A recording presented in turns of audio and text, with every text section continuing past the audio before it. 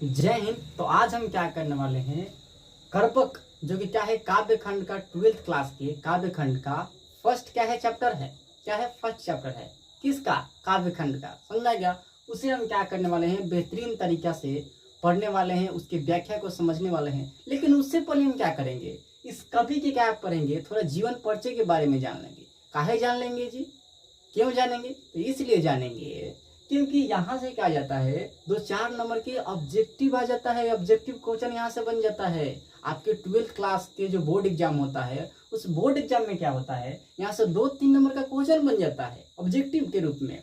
तो अगर आप इसे नहीं पढ़िएगा तो फिर छूट जाएगा आपका। तो इसीलिए क्या कर लीजिए, आइए हम इसके कवि के जो जीवन परिचय है उन्हें बेहतरीन तरीके से क्या कर लेते हैं, जान लेते हैं। देखिए, ये जो कवि है, कर्बक के जो कवि है वो कौन है, तो कर्बक के कवि कौन है जी, तो मलिक मोहम्मद जायसी जी है। कौन है, मलिक मोहम्मद जायसी। कौन है, मलिक मोहम्मद जायसी ने क्या लिखे हैं, कर्बक लिखे हैं, जो कि क्या है, काव्य खंड के फर्स्ट चैप्टर है।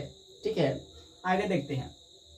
अगर इनके निधन का बात किया जाएगा तो निधन एग्जैक्ट में, सॉरी निधन नहीं, सबसे पहले हम जन्म देखते हैं। अगर इनके जन्म की बात किया जाएगा तो सबसे पहले अगर देखा जाए तो इनका जन्म और मृत्यु जो होता है, अनुमानता क्या किया गया है, अनुमान लगाया गया है। क्योंकि देख रहे हैं ये 1400 का बात है, समझ रहे हैं ना। तो उस समय बहुत पुराना बात हो गया ना, तो उससे हम लोग क्या लगाए हुए हैं, अनुमान लगाकर क्या लिखा गया है, बुक में लिखा गया है। आगे देखिए, तो इनका जन्म जो हुआ था 15वीं शती उत्तरार्ध, अनुमानतः 1492 ईस्वी में क्या हुआ था, इनका जन्म हुआ था। कब जी, तो 15वीं शती के उत्तरार्ध में अनुमानतः क्या लगाया गया है कि इनका 1492 ईस्वी में क्या हुआ होगा, जन्म हुआ होगा। आगे देखते हैं। अगर निधन का बात की जाए, देखिए निधन हमसे गलत लिखा गया है जी, निधन, ठीक है, सॉरी। अगर निधन का बात की जाए, निधन का बात की जाए तो अनुमानतः 1548 में इनका निधन हो गया होगा, ऐसा अनुमान लगाया जाता है। ठीक है, आगे देखते हैं। अगर निवास स्थान की बात किया जाएगा तो जायस कब्र अमेठी उत्तर प्रदेश में हुआ था। कहाँ हुआ था जी, तो जायस कब्र, इनके नमोए के नाम से क्या कर दिया है लोग जी, जगह का नाम पड़ गया। देख रहे हैं, जायस कब्र अमेठी उत्तर प्रदेश में। आगे देखिए, पिता का नाम की अगर बात की जाए कि इनका पिता का क्या नाम था, तो मलिक शेख ममरेज, और इन्हें क्या कहा जाता है, मलिक राजे अशरफ भी कहा जा सकता है। तो कहीं कहीं मान लीजिए लिख देगा कि बताइए कि मलिक मोहम्मद जायसी के पिताजी का क्या नाम था, तो ई नाम ना दे के यही लिख देगा कि मलिक राजेश अशरफ, तो टिक लगाएगा, हाँ जी, इन्हें ये भी कहा जाता है। मलिक शेख ममरेज के अलावा इन्हें मलिक राजे अशरफ भी कहा जाता है। ठीक है, तो ये रहे, आप क्या कर लीजिएगा, ऑप्शन में टिक लगा दीजिएगा। आगे देखिए, गुरु की बात किया जाए इनके, तो कौन थे, सूफी संत शेख मोहिदी और कौन है, जैद अशरफ जहांगीर थे। कौन थे जी, तो सूफी संत कौन थे, शेख मोहिदी और जैद अशरफ जहांगीर, इनके कौन थे, 2 गुरु थे। आगे देखिए, वृत्ति की अगर बात की जाए, इनकी वृत्ति क्या थी, देखिए बचपन में अनाथ साधुओं फकीरों के साथ भटकते हुए का कटा था जी, इनका जीवन कटा हुआ था, अपने जीवन को यापन किए थे, जिए थे। कब जी, बचपन में अनाथ हो गए थे, इनके माता पिता मर गए होंगे। आगे देखिए, अनाथ साधुओं और फकीरों के साथ, इस साधुओं और फकीरों के साथ क्या करते थे, भटकते हुए अपने जीवन को क्या किए थे, जिए थे बचपन में। ठीक है, तो पूछेगा कि बताइए कि किस कवि का जीवन साधुओं और फकीरों के साथ बीता था, किसके साथ जी, कौन थे वो थे मलिक मोहम्मद जायसी। ठीक है, पूछेगा फिर कि बताइए कि मलिक मोहम्मद जायसी के पिताजी कौन थे, तो क्या बताइएगा, यहाँ पे लिखा हुआ है, देख लीजिए, मलिक शेख ममरेज, या लिख सकता है मलिक राजे अशरफ। ठीक है, क्या लिख सकता है, मलिक राजे अशरफ, मलिक मलिक मलिक है, यहाँ पे का है, ठीक है, का है, यहाँ पे थोड़ा सा मिस्टेक हो गया था, का है। आगे देखिए, अगर इनके व्यक्तित्व का बात किया जाएगा कि इनका व्यक्तित्व कैसा था, तो चेचक से रूपहीन, बाई आंख और कान से वंचित थे, यानी कि इनका बायां साइड का आंख और कान क्या था, नहीं था। किनका जी, मलिक मोहम्मद जायसी का। तब पूछेगा कि बताइए कि किनका बाई का आंख और कान नहीं था, किस कवि के, तो वो थे मलिक मोहम्मद जायसी। ऑब्जेक्टिव यहाँ से बन सकता है, याद कर लीजिएगा, क्योंकि ये जो भी लिखवाए है ना, एकदम मेन इंपॉर्टेंट चीज है। यहाँ से ऑब्जेक्टिव बनने का 100% क्या है, संभावनाएं हैं, तो आप इसे जरूर याद कर लीजिएगा। ठीक है, आगे चलते हैं। अगर इनकी कृतियां का बात किया जाएगा तो पद्मावत है। क्या है? पद्मावत। पद्मावत शायद फिल्म भी आया है, आप लोग देखे भी होंगे। पद्मावत फिल्म भी क्या हुआ था, आया था, आप लोग शायद फिल्म में देखे होंगे। आगे देखिए अखरावत है, तो पूछेगा कि बताइए पद्मावत किनका कृतियां है, तो आप क्या लगाइएगा, मलिक मोहम्मद जायसी जी है। कौन है? मलिक मोहम्मद जायसी जी है। आगे देखते हैं आखिरी कलाम। आखिरी कलाम पहले आगे बताइए कि आखिरी कलाम किनका कृतियां है, तो फिर मारिएगा मलिक मोहम्मद जायसी जी का। चित्ररेखा किनका है? इन्हीं का है। कहारनामा किनका है? इन्हीं का है। मसला इन्हीं का है। आगे देखिए अब एक मैंने इंपोर्टेंट का लिखा, नोट लिखा कि पद्मावत में चित्तौर रतन सेन और सिन्हल द्वीप की राजकुमारी कहाँ कहती जी थी? सिन्हल द्वीप की क्या थी? राजकुमारी पद्मावती थी। कौन थी? पद्मावती की प्रेम कथा है ये जो है पद्मावत। इसमें क्या किया गया है कि चित्तौड़ के जो रतन सेन है ना और सिंघल द्वीप की राजकुमारी पद्मावती है, उन्हीं के बारे में क्या लिखा गया है? इस पद्मावत में लिखा गया है। तो पूछ सकता है कि पद्मावत में किन के बारे में लिखा गया है? तो पद्मावती राजकुमारी और चित्तौड़ के रतन सेन राजा के बारे में, उनकी प्रेम कथा के बारे में लिखा गया है। अब एक इंपॉर्टेंट है कि पूछा जा सकता है कि बताया कि प्रेम के पीर के कवि किन्हें कहा जाता है, तो आप बोलिएगा कि मलिक मोहम्मद जायसी जी को कहा जाता है। किनको कहा जाता है? मलिक मोहम्मद जायसी जी का। तो बस यही था कवि परिचय। आप लोग बेहतरीन तरीके से कवि परिचय कर लिए।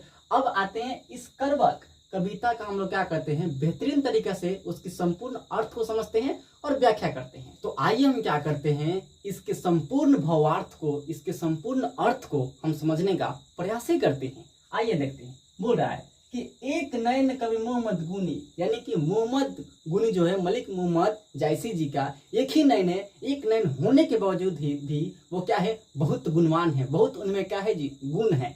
आगे देखिए सोई बिमोहाजी कवि सुनी, यानी कि जिसने क्या किया, इनके कविता को सुना, जिसने सुना वो क्या हो गया, मोहित हो गया। क्या हो गया? मोहित हो गया। यानी जिसने इनके कविता को सुना वो क्या हो गया जी, मोहित हो गया। आगे देखते हैं चांद जैसा जग विधि अवतारा और दिन कलंक के नहीं उजियारा। मतलब बोल रहा है कि चांद जो है ना, चांद जैसा भी क्या है, इस जगत में, इस संसार में विधि मतलब कि ईश्वर ने क्या किया, उन्हें क्या दिया, जन्म दिया।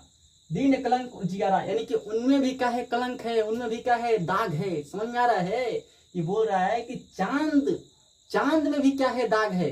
चांद को भी भगवान ने, ईश्वर ने क्या किया है, इस संसार में जन्म दिया है, तो उसमें भी क्या है, कलंक है। यानी कि इस पृथ्वी पे, इस धरती पे, इस संसार में कोई ऐसा व्यक्ति नहीं है जो क्या है, जिसमें गुण है बट अवगुण नहीं है। हर किसी में क्या है, गुण के साथ साथ अवगुण भी होता है। ये क्या होता है, गुण और अवगुण, पाप और पुण्य, अच्छाई और बुराई, ये दोनों क्या होता है, पूरक होता है। एक के बिना दूसरा का कोई मान सम्मान नहीं होता है। जैसे आपको बताते हैं, अच्छा बताइए कि अगर बुराई ना हो तो अच्छाई का क्या मान रह पाएगा, अच्छाई का महत्व रह पाएगा? नहीं रह पाएगा। अच्छा बताइए अगर पाप ना हो तो पुण्य का कोई महत्व रह पाएगा, पुण्य का कोई अस्तित्व रह पाएगा? बिल्कुल भी नहीं रह पाएगा। वैसे ही बता रहे हैं, वैसे ही बता रहा है कि चांद में भी क्या है, दाग है। चांद में भी क्या है जी, दाग है। ठीक है, तो दीन कलंक किन उजियारा, यानी कि उसमें भी क्या है, कलंक है, उसमें भी क्या है, दाग है भाई। यानी कि कोई ऐसा व्यक्ति इस संसार में नहीं है जिसमें गुण तो है लेकिन अवगुण नहीं है। थोड़ा ना थोड़ा क्या होता है, गुण के साथ साथ उसमें क्या होता है जी, अवगुण भी होता है। आगे देखिए जग सुजा एकई नैना, मतलब कि एक नैना से एक, क्योंकि मलिक मोहम्मद जायसी का एक ही क्या था, नैन था, तो उस एक ही नैन से उन्होंने क्या किया, इस पूरे जगत को क्या किया, समझा। ठीक है, एक ही नैन से उन्होंने क्या किया, इस जगत को समझा। ठीक है, उ असुक अस नकतन माहा, यानी कि क्या हुआ, सुक जो तारा है, सुक नामक जो तारा है वो क्या है, नक्षत्रों के बीच रहता है। क्या रहता है, नक्षत्रों के बीच रहता है। आगे देखिए जो लही आम बेडाब नहीं हुई, यानी कि जब तक क्या होता है, आम यानी आम में क्या होता है, उसमें चुप नहीं आता है। चुप समझ आता है ना, जब हम लोग खाते तो मुंह में लग जाता है तो घाव बना देता है, उसी चुप का बात कर रहे हैं। तो उसका क्या हुआ, उस आम में क्या हुआ, चुप का हुआ, अवगुण हुआ। उसका क्या हुआ, अवगुण। लेकिन उसका सबसे बड़ा गुण क्या है, उस चुप का सबसे बड़ा गुण ये है कि तो लही सुगंध बसाई न सोई। जब तक आम में क्या होता है, वो चुप नहीं आता है, वो जो क्या होता है, चुप नहीं आता है, तब तक वो उस आम में सुगंध नहीं आ सकता है, तब तक वो बसा नहीं सकता है। बसाने का अर्थ हुआ कि उसमें सुगंध नहीं आ सकता है। वो क्या हो सकता है जी, पक नहीं सकता है। तो सब उसका क्या हुआ, अवगुण तो ये हुआ कि वो क्या है, अवगुण तो ये हुआ ना जी कि चुप जो क्या हुआ उसका अवगुण हुआ, जो क्या करता है उसमें अवगुण के रूप में है, वो क्या होता है अवगुण के रूप में है। लेकिन सबसे बड़ा उसका गुण ये है कि उस पूरी आम को क्या करता है पका देता है, उसमें क्या आता है सुगंध आ जाता है, उसका सबसे बड़ा गुण यही है। ठीक है, आगे देखिए, जो सुमेरु त्रिशूल विनाशा, यानी कि जब क्या लगा सुमेरु पर्वत को भी त्रिशूल लगा था, तो ये क्या हुआ उसका अवगुण हुआ, क्योंकि उसे क्या लगा था त्रिशूल लगा था। लेकिन सबसे बड़ा गुण उसका देखिए कि भा कंचन गिरी लाग आकाशा, क्योंकि जब उसका उसे त्रिशूल लगा ना तो कंचन यानी कि सोना, सोना के बन के क्या लगा आकाश को छूने लगा, यानी कि सोना को हो गया। कैसा हो गया जी, सोना के हो गया, और सोना के होकर आकाश को छूने लगा। ठीक है, उसका सबसे बड़ा अवगुण यह था कि उसे त्रिशूल लगा था। ठीक है, शंकर जी का त्रिशूल लगा था भाई कौन के सुमेरु पर्वत को। ठीक है, लेकिन लागने के बावजूद भी वो क्या किया सोने के होकर क्या किया आकाश को छूने लगा। ठीक है, ये हुआ उसका गुण। ठीक है, तो अब देखिए एक नयन जैसे दर्पण, एक नयन, एक सेकेंड इसको पढ़ना है ना, जो लही घड़ी कलंक न पारा, यानी कि जब तक क्या होता है घड़ा में सोने को रखकर जिसको हम क्या करते हैं तपाते नहीं है, उस घड़ा का बात हो रहा है। कांच हो नहीं कंचन करा, तब तक क्या हो सकता है कच्चे पदार्थ सोने जैसे करा नहीं हो सकता है, कठोर नहीं हो सकता है। यानी कि जब तक हम क्या करते हैं कि इस चीज को तपाते नहीं है तब तक उसमें चमक नहीं आता है, तब तक क्या होता है वो सोना नहीं बन सकता है। यही बात इसमें समझाया गया है कि जब तक कोई तपेगा नहीं, जब तक कोई परिश्रम नहीं करता है, तब तक वो क्या हो सकता है सोने जैसे उसमें चमक नहीं आएगा, सोने जैसा वो कठोर नहीं हो सकता है। ठीक है, यही बता रहा है। ठीक है, सोना जैसा वो नहीं चमक सकता है, उसमें चमक नहीं आ सकता है सोने जैसा, कब, जब तक वो तपेगा नहीं। ठीक है, आगे देखिए, एक नयन जैसा दर्पण, यानी कि उनका नयन जो है क्या है एक ही नयन है, तो क्या है दर्पण के समान है। अपने नयन को किसके समान बता रहे हैं, दर्पण के समान बता रहे हैं। किसके समान बता रहे हैं, तो दर्पण के समान अपने एक नयन को बता रहे हैं कि जिस प्रकार क्या होता है दर्पण होता है, उसी प्रकार मेरा क्या है एक नयन है। आगे देखिए, ओते ही निर्मल भाव, और वैसे ही मेरा जिस प्रकार दर्पण क्या होता है स्वच्छ होता है, साफ होता है, उसमें कोई क्या होता है मलिनता नहीं होता है, उसी प्रकार मेरा एक क्या है नयन है, उसी तरीके से क्या है, उसी तरीके से निश्चल है, साफ है, एकदम स्वच्छ है, पवित्र है। समझ आ रहा है ना। सब रूपवंत गही मुख जो ही कई चाओ, मतलब जितने भी रूपवान व्यक्ति है किस प्रकार क्या होते हैं दर्पण के सामने जाते हैं तो देखते हैं, कहीं पे जाना होता है तो देखते हैं कि सूट वूट लगा के कैसा दिख रहे हैं, साफ दिख रहे हैं कि नहीं। तो दर्पण आप जिस प्रकार रहिएगा उसी प्रकार आपको दिखाएगा। अगर आप क्या रहिएगा टाई बेल्ट में रहिएगा, सूट बूट में रहिएगा, तो उस दर्पण के सामने जाइएगा तो आपको सूट बूट में ही दिखाएगा, टाई बेल्ट में ही दिखाएगा। उसी प्रकार जो दर्पण होता है वो क्या होता है अच्छाई को अच्छाई और बुराई को बुराई दिखाता है। ठीक है, आपके दोस्त की तरह नहीं होता है कि आपके दोस्त अगर आपको जो चाहता है ना तो आप खराब भी काम करिएगा तो कहेगा कि हाँ अच्छा करें अच्छा करें। यानी कि अगर आप खराब शर्ट पहन कर चल गए हैं तो वहां पे जाइएगा तो कहेगा कैसा लगता नहीं, तो कहिए यार एकदम अच्छा लगता है, एकदम बवाल लगता है। लेकिन ऐसा क्या होता है दर्पण बिल्कुल भी नहीं होता है, आप जैसा रहिएगा वैसे दिखाता है। ठीक है, अगर क्या रहिएगा आप खराब कपड़ा पहने रहिएगा तो आपको उस दर्पण के सामने जाइएगा तो खराब ही दिखाएगा। वही क्या हुआ इसका अर्थ हुआ इस लाइन का। आगे चलते हैं, सब रूपवंत गतिमुख जो ही कई चाओ, यानी कि क्या होते हैं जितने भी रूपवान व्यक्ति होते हैं सजने संवरने के बाद क्या होते हैं दर्पण को ढूंढते हैं कि दर्पण किधर है, थोड़ा हम देखें कि कैसा हम का रहे हैं दिख रहे हैं। तो दर्पण के बिना क्या हो सकता है, दर्पण ही एकमात्र है जो क्या हो सकते हैं आपके वास्तविकता से परिचय कराते हैं कि आप किस प्रकार के व्यक्तित्व है, आपका व्यक्तित्व कैसा है, आप दिख कैसे रहे हैं। ठीक है, तो इस चीज से दर्पण ही क्या कर सकता है परिचय करा सकता है। आइए देखते हैं, मोहम्मद यही कभी जोड़ी सुनावा, माने मोहम्मद जी यानी कि मलिक मोहम्मद जायसी जी ने क्या कर रहे हैं इस कविता के शब्द को एक एक शब्द को जोड़कर क्या कर रहे हैं सुना रहे हैं। आगे देखिए, सुना जो प्रेम पीर गा पावा, यानी कि जिसने इस कविता को सुना वो क्या हुआ प्रेम के पीर, यानी कि प्रेम में जो पीड़ा होता है जो दुख होता है उस दुख का क्या किया अनुभव किया। क्या किया जी, उस दुख का अनुभव किया कि ये प्रेम में जो क्या होता है पीर होता है, जो दुख होता है, जो तकलीफ होता है वो कैसा होता है, इस कविता के माध्यम से क्या किया अनुभव किया, महसूस किया। आगे देखिए, जोर लाई रकत के लिए, यानी कि मैंने क्या किया इस कविता के जो एक एक शब्द है उस शब्द को मैंने रकत के लिए से क्या किया है जोड़ा है। गाढ़ी प्रीति नैन जल भई, और गाढ़ी प्रेम में प्रीत में मैंने क्या किया नैन को अपने आंख को क्या किया आंसू से क्या किया भिगाया भैया। ठीक है, मैंने आंसू से क्या किया भिगाया। अब देखिए, ओ मन जानी कबते असकिन्हा, ओ मन जानी कबत असकिन्हा, मकुया रहे जगत में चिन्हा, यानी कि मेरा भी कार्य है जगत में कुछ कार्य रह जाए, चिन्ह रह जाए, पहचान रह जाए, छाप रह जाए। ठीक है, इंसान चलने को चला जाता है लेकिन उसका करा हुआ कर्म जो होता है, कर्तव्य जो होता है, कर्म जो वो इस संसार में करके जाता है, कृतियां जो करके जाता है, वही करा जाता है, संसार में जिंदा रह जाता है। तो वही कह रहे हैं कि भले ही मैं चले जाऊं लेकिन क्या हो जाए, मेरा जो कर्म है, मेरा भी कुछ छाप, मेरा भी कुछ कार्य रह जाए, पहचान रह जाए, चिन्ह रह जाए। समझ में आ गया? आगे देखिए, कहाँ सो रतन सेन यश राजा, कहाँ है वो रतन सेन राजा जो कहा रहते थे, कभी रहा करते थे। ठीक है, इस संसार में मकु रहे जगह का बोले, मक्कू यह रहे जगत में चिन्हा। एक सेकेंड, मैंने उससे पढ़ दिया था ना, अब यहाँ से पढ़ना है। कहाँ सुगा असबुद्धि उपराजा, कहाँ सुगा रहा जो क्या था, कभी बुद्धिमान हुआ करता था, वो सुगा कहाँ है? नहीं है, क्योंकि क्या रह जाता है, इंसान चले को चले जाता है लेकिन उसका किया हुआ कर्म इस संसार में रह जाता है, और उसके क्रम से ही क्या होता है, इस संसार में पहचान होता है। मरने के बाद भी उसे लोग क्या करते हैं, मतलब याद करते हैं। अगर वो अच्छा कर्म करेगा तो उसे अच्छे की दृष्टि से याद किया जाता है। अगर कोई बुरा कर्म किया है तो नहीं कहते हैं कि फलाना ऐसा था, बुरा आदमी था, फलाना बहुत क्या था, अच्छा आदमी था। तो उस व्यक्ति के जाने के बाद भी उसका क्या हो रहा है, उसका कर्म, जो उसका कर्म किया हुआ गया है इस संसार में, उसके माध्यम, उसकी वजह से क्या किया जा रहा है, उसका याद किया जा रहा है। जैसे मान लीजिए भगत सिंह हो गए, महात्मा गांधी हो गए, ये चले गए हैं लेकिन उनका किया हुआ कर्म इस संसार में है, और आज भी हम उनको याद करते हैं तो उनके कर्मों के द्वारा याद करते हैं। किसी भी व्यक्ति का कर्मों के द्वारा हम याद करते हैं, चाहे वो अच्छा कर्म करे चाहे खराब कर्म करे, उसके कर्म के द्वारा ही इस संसार में उसे याद किया जाता है। ठीक है, आगे देखते हैं, आगे पढ़ते हैं। कहाँ अलाउद्दीन सुल्तानू, कहाँ गए अलाउद्दीन सुल्तानू जो कहा करते थे, कभी रहा करते थे। कहाँ गए राजा सुल्तान, अलाउद्दीन सुल्तान था, वो कहाँ गया?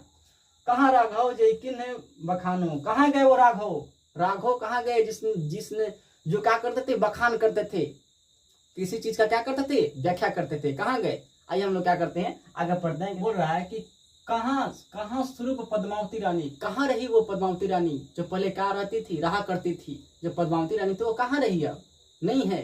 ठीक है, अब देखिए, कोई न रहा जग रही कहानी, कोई न रहता इस संसार में, बस उनका क्या रह जाता है, किया हुआ कर्म, क्या रह जाता है, किया हुआ कृतियां रह जाती है इस संसार में। जैसे महात्मा गांधी को बार बार मैं उदाहरण दे रहा हूँ कि महात्मा गांधी इस संसार में नहीं रहे हैं लेकिन उनका क्या जो कर्म है वो आज भी इस संसार में है, जो उनका योगदान है आज भी इस क्या है, दुनिया में है। ठीक है, तो वही बात बोल रहे हैं कि कहाँ रही पद्मावती रानी जो पहले रहा करती थी, जो रानी थी पद्मावती, अब तो नहीं है लेकिन उसका किया हुआ जो कर्म है, जो कृतियां है, वो तो है नहीं संसार में।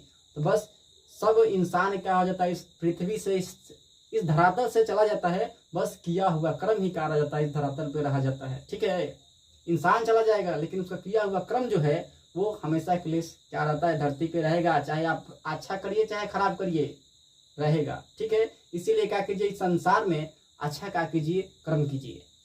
ये कहानी यही सीख देती है। आगे देखिए, धनी सो पुरुष जस कीर्ति जासु, जिस पुरुष ने क्या किया, अपने कीर्ति को क्या कर लिया, लिखा, मतलब जो कर्म किया, अच्छा कर्म किया इस संसार में, वो क्या है, धनी है। ठीक है, फूल मरे पर मरे न बासु, भले ही फूल मर जाता है लेकिन उसका बास, उसका सुगंध कभी नहीं मरता है। ठीक है, तो ये जो मैं आपको बता रहा हूँ, ये मैं बता रहा हूँ आपको कि जो भी इंसान है वो तो चला गया है लेकिन उसका सुगंध के रूप में क्या रह गया, उसका अच्छा कर्म इस संसार में रह गया है।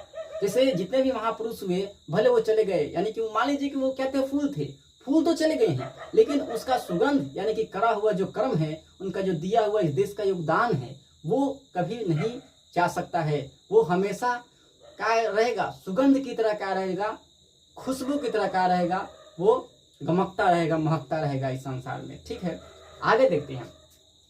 कई न जगत जस बेचा कई, मतलब कोई क्या कर सकता है, जस को, जस करने का मतलब यश करने का मतलब होता है कि आपके किए हुए कर्म से जो आपका पहचान मिलता है, उस पहचान को नहीं तो कोई खरीद सकता है और नहीं बेच सकता है। जैसे ऐसे मान लीजिए कि फलाना ने क्या कर दिया, बहुत बड़ा डाकू था और बहुत इस संसार में अधर्म करके गया है, बहुत खराब कर्म करके गया है। अब क्या उसका कोई कर्म को खरीद सकता है या बेच सकता है? बिल्कुल भी नहीं बेच सकता है। जैसे मान लीजिए भगत सिंह ने क्या किया, बहुत बड़े लेवल पे क्या किया, वो कर्म किए, कर्म किए। अब क्या उनके कर्म को कोई खरीद सकता है, बेच सकता है? बिल्कुल भी नहीं खरीद सकता है और नहीं बेच सकता है। तो वही बोल रहा है कि यश का मतलब वही होता है, जो हम क्या करते हैं अपने कर्मों से जो कमाते हैं उसी को यश कहा जाता है। उस यश को कोई नहीं खरीद सकता है और नहीं कोई बेच सकता है। ठीक है, आगे देखिए, बोल रहा है कि कई नहीं लीन जस चिन्ह, बोल रहा है कि कई न जगत जस बेच कई न लीन जस मोल। मतलब कोई क्या कर सकता है, किसी यश को नहीं खरीद सकता है, नहीं क्या कर सकता है, वो बेच सकता है। समझ में आ गया? जो कर्म करेगा उसी के साथ उसका क्या हो जाएगा, कर्म इस संसार में रह जाएगा और इस धरती से चला जाएगा। समझ में आ गया? आगे देखते हैं, जो यह पढ़े कहानी हम संवरे दुई बोल। हम क्या करेंगे, संवर जाएंगे। वो जो क्या बोलेगा, जो दो बोल बोलेगा, बोल का मतलब मेरे बारे में क्या बोलेगा, अच्छा बोलेगा। तो ये जो करबक क्या है, कविता है, वो क्या था, दो पार्ट में था, मतलब दो क्या था, भाग में था। ठीक है, एक भाग में था एंड दूसरा भाग में था। दो भाग में क्या किया गया था, इसे बांटा गया था। दोनों भाग को मैंने बेहतर तरीके से समझाने का प्रयास किया हूँ। अगर आपको ये वीडियो अच्छा लगे तो क्या कीजिएगा, एक कमेंट, एक लाइक और सब्सक्राइब, हाँ, अपने मित्रों के पास भेजना मत भूलिएगा। फिर मिलेंगे हम आपसे नेक्स्ट वीडियो में। तब तक के लिए जय हिंद, वंदे मातरम।